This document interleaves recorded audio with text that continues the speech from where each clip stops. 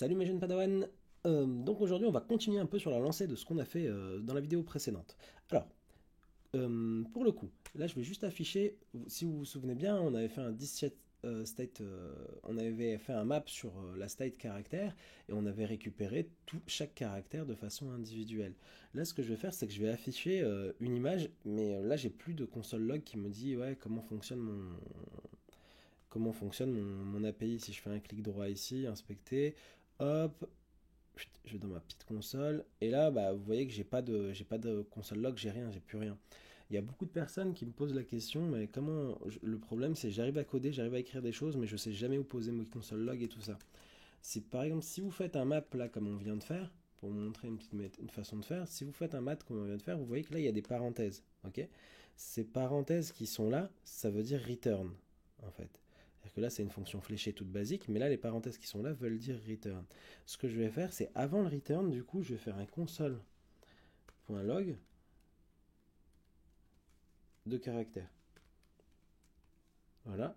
Et là, un petit truc, c'est que je vais mettre un ou ici. En gros, ça va exécuter ça, puis ça. Voilà. Et puis ça va return. Donc là, juste, on va lancer ça pour voir si ça fonctionne. Normalement, ça devrait. Ça le réagence, hein, c'est mon VS Code qui fait ça avec Prétière, mais je vous montrerai ça une autre fois, comment je fais pour réagencer automatiquement mon code à chaque fois que je sauvegarde. Ce sera l'objet d'une autre vidéo. Donc là, j'ai mon console log caractère, ou, et ça return ce qui est là. Donc là, je vais aller dans mon code, et vous pouvez voir que maintenant, j'ai bien le return de toutes mes infos. Donc je prends n'importe lequel, hein. Si on prend LuxCalculator, on va analyser un petit peu comment est fichu le truc. Donc là il y a un truc image et j'ai une photo apparemment. Donc ce que je vais faire, c'est que je vais récupérer caractère.image pour récupérer cette URL de photo. Donc je me mets ici, il faut toujours avoir quelque chose qui englobe. C'est-à-dire que là je vais me faire une petite div, voilà, toute simple, et que je vais fermer juste en dessous du P. Hop, que je vais fermer ici. Ou quoique, name, on peut faire ça comme ça, c'est bien.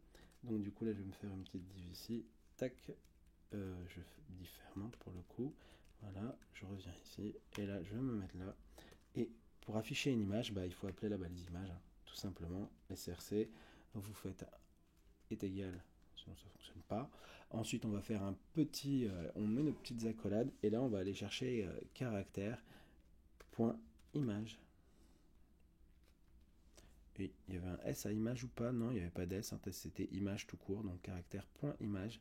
Comme caractère.name m'a fait accéder au nom, bah, au prénom, nom-prénom du personnage, donc le caractère.image devrait me faire accéder à l'image. Je vais mettre un alt parce qu'il ne faut pas les oublier, c'est pour les non-voyants et c'est pour les soucis d'accessibilité. Ne mettez pas n'importe quoi dedans. Là, je vais mettre le caractère name, comme ça c'est pas la peine d'écrire photo ou autre parce que généralement quand c'est un alt, votre navigateur, s'il le lit un non-voyant, il va dire que c'est une photo.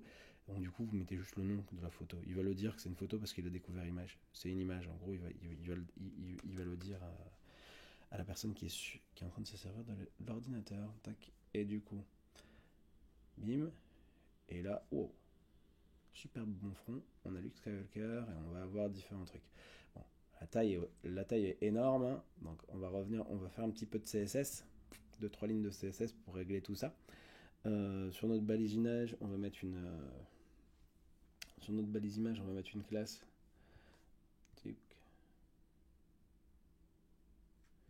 Hop là, petit problème. Sur ma balise image, je vais mettre une class name. Désolé. Je vais mettre une class name est égal. Je vais appeler ça img caract caractère. Oh, je ne vais pas mettre majuscule, je vais tout faire comme ça. Ou j'ai plus tendance à faire ça. Voilà, img caractère. Donc je récupère ça et je vais aller dans le caractère.css qu'on avait créé au tout début, hein. Si vous vous souvenez bien, si vous ne l'avez pas créé, créez juste un fichier caractère.css dans le dossier component. Là on va mettre un petit point, c'est du CSS. Putain, rien de bien compliqué. ETH, on va mettre ça, je sais pas, 200 px pour l'instant. Voilà. Et ah, je l'ai pas importé. Pourquoi ça ne fonctionne pas? C'est parce que je ne l'ai pas importé, j'ai pas sauvegardé ça et je n'ai pas importé. Donc pour importer un fichier CSS, hein, rien de plus simple, on fait import, on met les petites accolades. Comment j'ai appelé ça? Caractère, c'est maintenant mon fichier .css. Et vu que c'est un fichier, je fais .slash. Comme ça, il va chercher dans le dossier courant. Alors là, on est bon. On a importé. Attention, il me dit qu'il n'a pas trouvé. Quand notre resolve module caractère.css. Pour quelle raison? Ah, parce que j'ai pas mis de S ici. Voilà. Il faut être attentif à ce que vous écrivez. Et là, je mets un petit S des familles. Et hop là. C'est exactement le même nom. Donc là, on est bien. Et vas-y. T'as le droit de te charger. J'ai ma console. Voilà.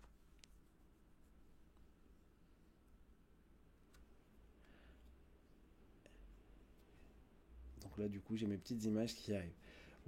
Pour les plus attentifs d'entre vous, auront remarqué que mon petite erreur sur les keys qu'on avait eu sur la vidéo, une des vidéos précédentes, revient. Pour quelle raison? On va regarder dans notre code. Dans notre code, c'est normal parce que la key n'est pas sur la div qui est là, mais elle est sur le P. Et là, il y a une image qui est arrivée, il y a la div qui est arrivée en plus. Du coup, on va juste récupérer le key qui est là. On va le mettre sur la div qui englobe notre card. Voilà. Et du coup, bah, j'ai plus l'erreur. Nickel. On n'a plus l'erreur et on est bien. Très bien. On a tous nos petits personnages avec leur petite tête, voilà. C'est très bien. Dernière chose que je compte, une petite chose que je compte faire, c'est que là, avoir ça là directement, c'est bien beau. Je vais enlever mon console log ici, hein, il ne sert plus à rien. Donc, ne pas laisser de console log mort dans vos codes. Ça, c'est vraiment un conseil que je peux vous donner. C'est le pire des trucs d'avoir des console log morts dans son code. C'est vraiment. Vous utilisez les console log, une fois que vous n'en avez plus besoin, vous les virez. Vous utilisez les console log, une fois que vous n'en avez plus besoin, vous les virez. C'est pas top d'avoir des consoles log quand vous déployez en prod. Voilà. Vous allez vous faire taper sur les doigts sinon. Faites un peu gaffe à où est-ce que vous les mettez. Faut surtout les supprimer. Vous pouvez en mettre autant que vous voulez, mais il faut surtout les supprimer à la fin. Donc là, on a un div key, caractère ID, image, nanana, source image, là on est bien, voilà. Là on est bien. Mais ce qui est là, pour moi, ça m'embête parce que ça, si on regarde bien notre code, bah, photo, texte, ça pourrait être une card, ça pourrait être juste une card, un composant à part entière qu'on appelle le nombre de fois qu'on a d'items dans notre tableau là. On pourrait faire un composant à part entière. Donc c'est ce qu'on va faire. On va aller dans Component et c'est vraiment comme ça que vous allez définir quand est-ce que vous avez besoin de composants. En pensant votre site en avance, bien sûr, mais après, une fois de temps en temps, vous allez vous rendre compte que bah, je fais un map, il y a un truc qui est redondant, qui va s'en 10 fois, hop, je me fais une petite carte, peut-être que j'en aurai besoin un peu plus tard. Donc là, je vais récupérer mon code qui est là. D'abord, on va créer la carte, ensuite on va déplacer tout ça. Je vais faire un nouveau fichier, je vais l'appeler, je sais pas, display caractère, affiche les caractères. Display caractère, sans S parce que... Voilà. Display caractère.js, je vais aller dans mon caractère qui est là. Je vais préparer le terrain, un import à la con, import React from React, voilà. Les grands classiques. Celui-là, faut pas l'oublier. Maintenant, là, c'est un composant qui va faire que de l'affichage. Il n'aura pas de logique dedans ni rien.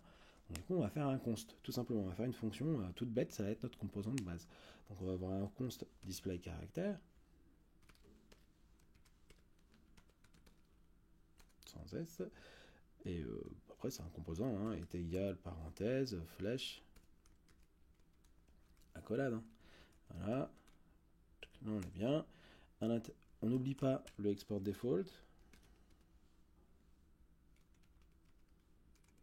Default display caractère, du coup. Voilà.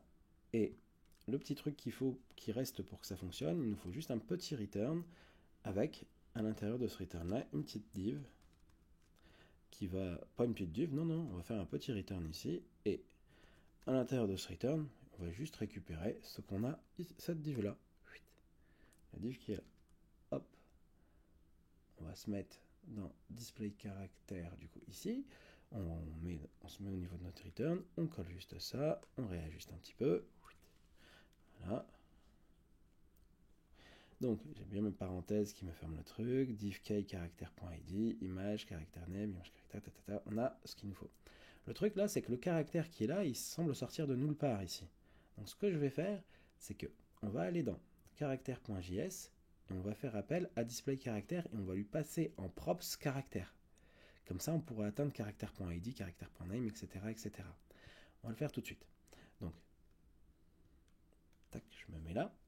Ici, je fais un display. J'appelle display caractère. Voilà. Il a été importé ou pas? Ouais, il a été importé par défaut. Cool.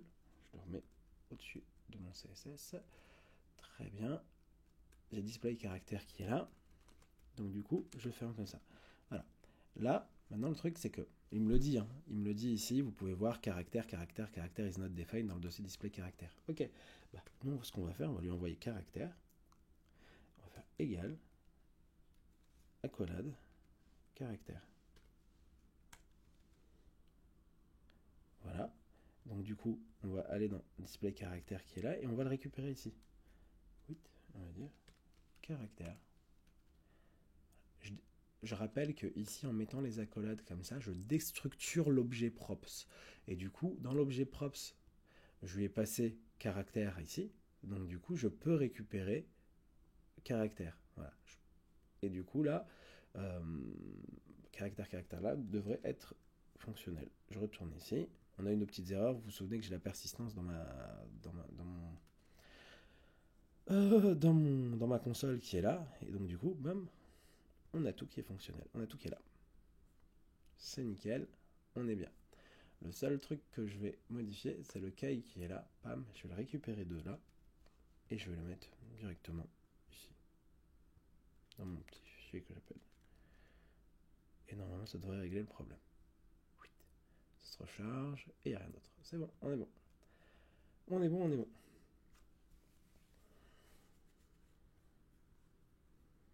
Tout fonctionne bien. On est nickel. On a créé un composant qu'on rappelle plusieurs fois. Et le truc à noter, c'est que ce composant, on l'a passé à un map. Voilà. On a dit state.caractère.map, caractère, display caractère, on lui a envoyé. On lui a envoyé caractère qui est là, dans le truc caractère, et hop, on n'a pas modifié grand chose, mais on est beaucoup plus propre dans l'idée parce que la carte qui affiche les petits personnages de Star Wars, bah, est bien là et elle est fonctionnelle, quoi. Donc c'est cool. Voilà, voilà. Pour cette vidéo, je pense que je vais m'arrêter là. C'est juste la création d'un composant et l'amélioration d'un peu de ce qu'on a fait sur la session, sur la vidéo précédente. Je pense que la prochaine vidéo va parler du sujet comment modifier la différence entre un fetch et un Axios. Et je pense qu'on aura fait le tour après de comment consommer une API. Il faut vraiment que vous vous rendiez compte que ce qu'on vient de faire là aujourd'hui, ce qu'on a fait jusque-là, c'est-à-dire le fetch, récupérer des données et tout, c'est énorme. C'est-à-dire que maintenant, vous savez consommer de l'information. Vous ne savez pas encore créer l'API, on verra ça dans un second temps, mais vous savez consommer de l'information. Voilà. Et ça, c'est vraiment top. On va juste voir comment l'écrire de façon un peu plus moderne avec le Axios et avec A5 et Await. On va expliquer ça dans la prochaine vidéo et ce sera déjà bien. Je vous dis à bientôt et à la prochaine vidéo. Ciao, ciao tout le monde!